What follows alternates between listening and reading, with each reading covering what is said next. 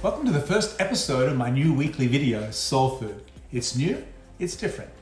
So what is soul food? Well, it's not a lengthy podcast. There's heaps of them you can subscribe to. It's not an in-depth lecture. You can find them about any topic you want nowadays. It's not another sermon. There's plenty of those you can listen to every Sunday. Soul food is a brief talk about something that will help your soul, your inner world, what you're thinking, what you're feeling, what you're dreaming about. Of course, what's happening on the inside of us affects everything in our outer world. After all, life is lived inside out. And soul food is for everyone. I was a church minister for many years, so from time to time I'll be quoting some wisdom from the Bible or talking about the life and teachings of Jesus, because that's my background. But soul food is not just for Christians or even for religious people. It's for humans, because we have so much in common, despite our different backgrounds, cultures, and traditions. Soul Food will be coming to you every Wednesday morning, right in the middle of the week. It's only about 3 minutes long, less time than it takes to eat your breakfast.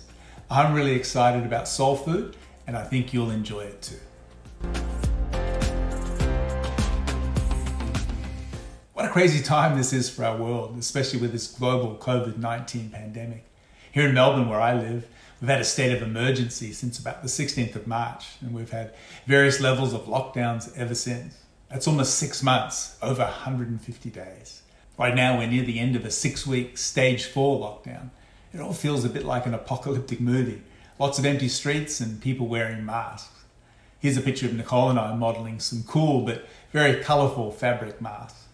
I'm still figuring out how to wear one of these things and not fog up my glasses. Today, I thought I'd talk to you about self-care. In times like this, it's vital that we give attention to our own well-being. Do you remember flying on an airplane? Before you take off, there are those detailed safety instructions that we all give our full attention to, right? Somewhere in there, we're told that in case of an emergency, an oxygen mask will fall down, and who do you put it on? Yourself. Have you ever thought, isn't that selfish? Well, not at all. You know why? Because if you're not breathing, you're of no use to anyone. Self-care is not selfish. In fact, I believe the best gift you can give other people in your world is you becoming a healthier person in every area of your life. You might have heard the saying, don't be weary in doing good. Most of us are doing good things. And so our biggest challenge is not that we might do the wrong thing, but that we can become weary, tired, fatigued, doing the right thing. I've learned this the hard way as I've had to work through seasons of adrenaline exhaustion and burnout as a result of living at an unsustainable pace at times and being so busy leading everyone and everything else that I have neglected myself. Once again, self-care is essential. For me, I enjoy a coffee first thing in the morning and then walking to our nearby park with Nicole and our little dog, Nikki. I like to write in a journal. From time to time, I enjoy sleeping in occasionally. I love watching a good movie or reading an interesting book or playing the piano or cooking a delicious meal or watching my favorite sports team, especially when they're winning. What could you do today to take care of yourself, to refuel your own tank, to nurture your own soul?